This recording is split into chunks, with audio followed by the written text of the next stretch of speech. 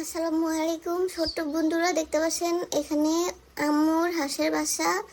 ওই যে দেখেছিলেন মুরগির উমে হাঁসের বাসা হয়েছে, এগুলো কিন্তু ওই হাঁসের বাসা। তো এগুলো কিন্তু মুরগিরও বাসা। দেখতে পাচ্ছেন ওরা গায়ে অনেক ময়লা লাগিয়েছে। আমি আম্মুকে বলি সাবান দাও, সাবান দাও, গোসল করিয়ে দাও, কিন্তু আম্মু বলে ঠান্ডা লেগে যাবে না।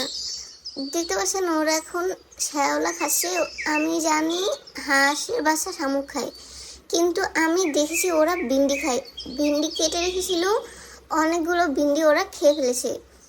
এখন দেখতে পাচ্ছেন ওরা খাবার খাচ্ছে। খাওয়া শেষ হলে ওদেরকে গোসল করানো হবে। একটা ডিব্বায় ওদেরকে ছেড়ে দিল, কিন্তু ও নেমে গেল কেন?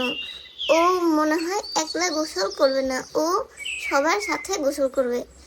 আর প্রিয় বন্ধুরা, এখানে দেখতে পাচ্ছেন গরুর মাংস রান্না করেছে, ও আবার উপরে রসুন দিয়েছে।